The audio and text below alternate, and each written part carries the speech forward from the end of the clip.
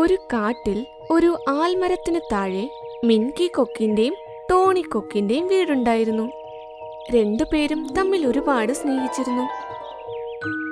ഒരിക്കൽ മിൻകി കൊക്ക് 3 മുട്ടകൾ ഇട്ടു. ദൈവത്തിന്റെ കരുണ, നീ ഇന്ന് ആദ്യമായി മുട്ടയിട്ടിരിക്കുന്നു മിങ്കി. നമ്മൾ വേഗം അമ്മയും അച്ഛനുമാകും. എനിക്കത് ചിന്തിക്കുമ്പോൾ തന്നെ സന്തോഷമാകുന്നു. ഒരു കുറുക്കൻ തന്റെ ഗുഹയിലിരുന്ന് ഇതെല്ലാം കേൾക്കുന്നുണ്ടായിരുന്നു. എനിക്കും ചിന്തിക്കുമ്പോൾ എന്തോ സന്തോഷം തോന്നുന്നുണ്ട്. ഇനി ആ 3 മുട്ടയും കഴിച്ചു കഴിയുമ്പോൾ കൂടുതൽ സന്തോഷമാകും. അപ്പോൾ അവരുടെ അടുത്തേക്ക് മോണ്ടു താറാവ് വന്നു. അരെ വാ മിങ്കി, നീ 3 മുട്ടയിട്ടിരിക്കുന്നല്ലോ. അതിന്റെ അർത്ഥം ഞാൻ അമ്മാവനാകാൻ പോകുന്നു. അതേ മൊണ്ടുചേട്ടാ, താങ്കൾ വേഗം അമ്മാവനായി മാറും. ഇങ്ങോട്ട് നോക്ക്, നിനക്ക് സുഖമാണോ മോണ്ടു? ഞാൻ അടിപൊളിയായി പോകുന്നു. നദിയുടെ അടുത്തുള്ള കുളത്തിൽ ഒരുപാട് ഗോൾഡൻ ഫിഷുകളുണ്ട്. ഞാൻ നിങ്ങളെയും അറിയിക്കണമെന്ന് ഓർത്തു. എന്താ പറഞ്ഞേ? ഗോൾഡൻ ഫിഷോ? അത് രണ്ടുപേരുടെയും ഫേവറേറ്റ് ആണ്. വാ, നമുക്ക് പോയേക്കാം. അവർ രണ്ടുപേരും തങ്ങളുടെ മുട്ട അവിടെ തന്നെ വെച്ച് മോണ്ടു താറാവിന്റെ ഒപ്പം പോയി. അപ്പോൾ കുറുക്കൻ വായിൽ വെള്ളം മൂറിക്കൊണ്ട് മുട്ടയുടെ അടുത്തേക്ക് പോയി. നമ്മൾ മാതാപിതാക്കളാവുന്നത് സന്തോഷം തോന്നുന്നു. പിന്നെ ഞാൻ അമ്മാവനുമാകും, അതിലും എനിക്ക് സന്തോഷമുണ്ട്. കൊള്ളാം, മാതാപിതാക്കളും അമ്മാവനുമാകുന്നു. ഞാൻ ഇപ്പോൾ തന്നെ ഇതെല്ലാം തിന്ന് അവരുടെ സ്വപ്നത്തെയും വിഴുങ്ങാൻ പോകുന്നു. ഇത് പറഞ്ഞ് ഓരോന്നായി 2 മുട്ടകൾ ആ കുറുക്കൻ കഴിച്ചു. കൊള്ളാമല്ലോ, നല്ല സ്വാദുള്ള മുട്ട. ഇതിന്റെ സ്വാദ് പറഞ്ഞറിയിക്കാനേ പറ്റുന്നില്ല. അതിനുശേഷം ആ കുറുക്കൻ 3ാമത്തെ മുട്ടയും കഴിച്ചു. വയറ് നിറഞ്ഞു. ഇന്ന് വരെ എത്ര മുട്ട കഴിച്ചിട്ടുണ്ട്. എന്നാൽ ഈ മിൻകു കൊക്കിന്റെ മുട്ടയ്ക്ക് നല്ല രുചിയാ.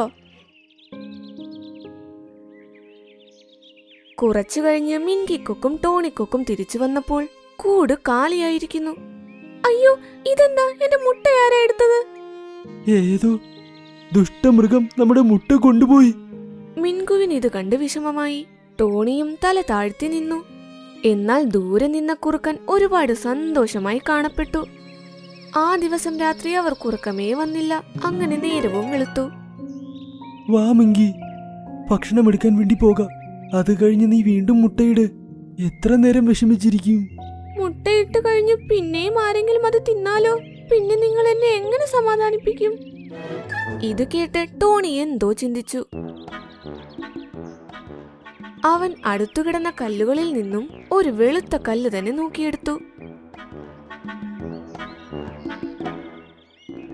അത് കൂടിന്റെ അകത്തും വെച്ചു. നിങ്ങൾ എന്തായി ചെയ്യുന്നത്? നമുക്ക് നോക്കാം മിങ്കി.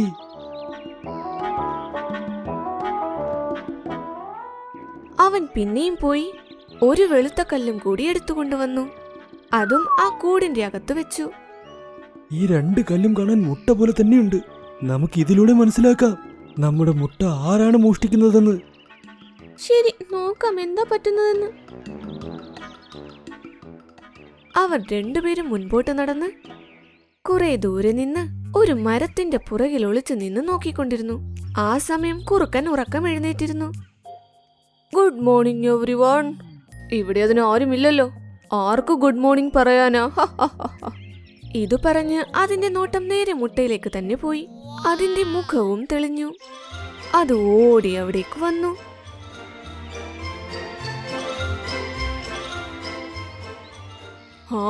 ഇവർ രണ്ടുപേരും ഇന്ന് രാവിലെ തന്നെ എനിക്ക് മുട്ടയിട്ട് വെച്ചിട്ടുണ്ടല്ലോ. ഇവർക്ക് എന്നോട് എന്തൊരു സ്നേഹമാ. ഇങ്ങനെ പറഞ്ഞത് നേരെ വാ കൊണ്ടുപോയി വെച്ചു. അയ്യോ, അതൊരുപാട് കഷ്ടപ്പെട്ടു. അത് കല്ല് വായിൽ നിന്നും പുറത്ത് തള്ളുകയും ചെയ്തു. അയ്യോ ദൈവമേ, ഇത് കല്ലാണല്ലോ. ഈ കൊക്ക് എന്തോ പണി ചെയ്തിട്ടുണ്ട്. കുഴപ്പമില്ല, അടുത്ത തവണ ഞാൻ നോക്കിക്കോളാം. ഇന്നിവിടെ നിന്നും പോയേക്കാം. ഇങ്ങനെ പറഞ്ഞത് തന്റെ ഗുഹയുടെ അകത്തേക്കും പോയി. ദൈവമേ, അതൊരു കുറുക്കനായിരുന്നു. ഇതിന്റെ കയ്യിൽ നിന്നും നമ്മൾ എങ്ങനെ രക്ഷപ്പെടും? നമുക്ക് മാതാപിതാക്കളാകാനുള്ള ആഗ്രഹം വിട്ടേക്കാം. ഇത് നമ്മളെക്കാൾ ശക്തനായ മൃഗമാണ്. എന്നാൽ പേടിക്കേണ്ട ആവശ്യമില്ല. നമ്മൾ മനസ്സുകൊണ്ട് ചിന്തിക്കുന്നതിന് പകരം ബുദ്ധി കൊണ്ട് ചിന്തിക്കേണ്ട സമയമാ. ഇത് കേട്ട് മിൻകു കൊക്കിന് ഒന്നും തന്നെ മനസ്സിലായില്ല. എന്നാൽ ടോണി കൊക്ക് എന്തോ ഒന്ന് ഓർത്തു വെച്ചിട്ടുണ്ടായിരുന്നു. മിങ്കി, എന്റെ കൂടെ വാ.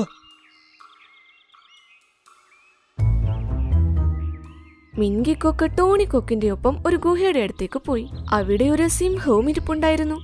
ഷേർഖാൻ, ഷേർഖാൻ, താങ്കളുടെ ജീവൻ അപകടത്തിലാണ്. വേഗം ഇവിടെ നിന്ന് പോകൂ.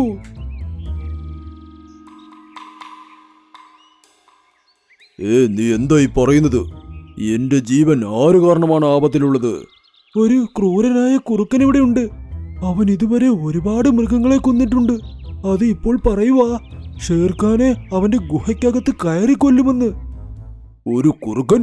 ഇത് കേട്ട് ഷേർഖാൻ കുറച്ചു നേരം മിണ്ടാതിരുന്നു. പിന്നെ പൊട്ടിച്ചിരിക്കാനും തുടങ്ങി. ശരി, വിളിച്ചുകൊണ്ടുവാ അവനെ. ഞാൻ എന്റെ ഗുഹയ്ക്കകത്ത് തന്നെ അവന് വേണ്ടി കാത്തിരിക്കാം. നോക്കാം ആരാരെ കൊല്ലുന്നുവെന്ന്. ശരി ഷേർഖാൻ, നാളെ ഞങ്ങൾ അവനുമായി വരാം. ഇത് പറഞ്ഞ് രണ്ടുപേരും അവിടെ നിന്നും പോയി. കുറച്ചു ദൂരം മുന്നോട്ടു പോയപ്പോൾ മിൻകി ടോണിയോട് പറഞ്ഞു, നിങ്ങൾ എന്താ ചെയ്തത്? ഷേർഖാനോട് കള്ളം പറഞ്ഞിരിക്കുന്നു. എനിക്കൊന്നും മനസ്സിലാകുന്നില്ല. ആ കുറുക്കന്റെ ചിന്തകളാണ് അതിന്റെ ബലഹീനത. നമുക്ക് അവന്റെ ബലഹീനതയാണ് ഇവിടെ ഉപയോഗിക്കേണ്ടത്. ഞാൻ പറയാം, ശ്രദ്ധിച്ച് നീ കേൾക്ക്. ഇങ്ങനെ പറഞ്ഞ് ടോണി മിൻകിയോട് എന്ത് കാര്യമാണ് പറഞ്ഞത്? അവർ രണ്ടുപേരും കൂടിന്റെ അടുത്തേക്ക് പോയി. മിണ്ടാതെ ഉറങ്ങി. ഇന്ന് രാത്രി ഞാൻ ഉറങ്ങാൻ പോകുന്നില്ല. രാവിലെ ആകുമ്പോൾ അവർ മുട്ടയിടും. അവർ പോയതിനു ശേഷം അത് കഴിച്ചിട്ടേ ഞാൻ ഉറങ്ങൂ. ഇത് പറഞ്ഞ് അവൾ കണ്ണടയ്ക്കാതെ ഇരുന്നു. രാവിലെ അവർ കണ്ണു തുറന്നപ്പോൾ മിൻകിക്കൊക്കെ ഉച്ചത്തിൽ പറഞ്ഞുകൊണ്ട് എഴുന്നേറ്റു. എഴുന്നേൽക്കൂ, പെട്ടെന്ന്, ഞാൻ മുട്ടയിട്ടു കഴിഞ്ഞു. അയ്യോ, എഴുന്നേൽക്കുവാ. എന്തിനാ അലറുന്നത്? എന്താ പറഞ്ഞത്? മുട്ടയിട്ടിട്ട് വന്നെന്നു. നിങ്ങളുടെ ഐഡിയ വളരെ നല്ലതായിരുന്നു. ഈ മുട്ട ഞാൻ കൂട്ടിലിടാതെ ഗുഹയ്ക്കകത്താ ഇട്ടത്. ഇതുവരെ ആ ഗുഹയ്ക്കകത്ത് നമ്മുടെ 9 മുട്ടകളുണ്ട്. ഞാൻ ഇപ്പോൾ പോയി നോക്കിയിട്ട് വന്നതേയുള്ളൂ. ഓഹോ, ഇപ്പോൾ ഇവർ ഗുഹയ്ക്കകത്ത് മുട്ടയിടാനായി തുടങ്ങിയോ? 9 മുട്ടയെന്ന് കേട്ടിട്ട് എന്റെ വായിൽ നിന്നും വെള്ളം വരുന്നു. ഇന്നെനിക്ക് ന്യൂ ഇയർ പാർട്ടിയാണെന്നാണ് തോന്നുന്നത്. അവർ രണ്ടുപേരും കാട്ടിലേക്ക് പോവുകയും ചെയ്തു. കുറുക്കനും അവരുടെ പിന്നാലെ പോയി. രണ്ടുപേരും സിംഹത്തിന്റെ ഗുഹയുടെ അകത്തേക്ക് കയറി. കുറുക്കനും ഓടിച്ചാടി പിന്നാലെ പോയി. അയ്യോ, ഇവിടെ നല്ല ഇരുട്ടാണല്ലോ. എവിടെയാ നിങ്ങൾ? എനിക്ക് വല്ലാതെ വിശക്കുന്നു. ഇന്ന് നിങ്ങളെ മുഴുവൻ ഞാൻ കഴിക്കും. ആ! അതിന്റെ ശബ്ദം കേട്ട് ഷേർഖാനും അടുത്തേക്ക് വന്നു. ഷേർഖാനെ കണ്ടപ്പോൾ കുറുക്കൻ പേടിച്ച് വിറച്ചു നിന്നു. ഓഹോ, ഇന്ന് നീ എന്നെ തിന്നുമോ? അതും ജീവനോടെ? വാ, നിനക്ക് ഞാനിന്ന് ന്യൂ ഇയർ പാർട്ടി തരാം. അയ്യോ ഷേർഖാൻ, താങ്കളെ ഞാൻ എങ്ങനെ കഴിക്കാനാണ്? അയ്യോ! ഷേർഖാൻ ചാടി വന്നു. അവളുടെ കഴുത്തും ഷേർഖാന്റെ വായിലായി.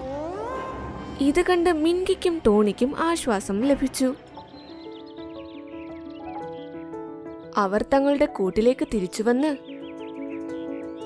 മിൻകി 3 മുട്ടയും ഇട്ടു. നിങ്ങൾ പറഞ്ഞത് ശരിയാ. നിങ്ങളുടെ തലച്ചോറ് ഉപയോഗിച്ചത് കൊണ്ട് എല്ലാം നന്നായി നടന്നു. ഏറ്റവും വലിയ ശക്തിയെയും നിങ്ങൾക്ക് പരാജയപ്പെടുത്താൻ കഴിയും. കുറച്ചു ദിവസം കഴിഞ്ഞപ്പോൾ മുട്ടയും വിരിഞ്ഞു. അങ്ങനെ അവരുടെ അമ്മയും അച്ഛനും ആകാനുള്ള സ്വപ്നവും നിറവേറി.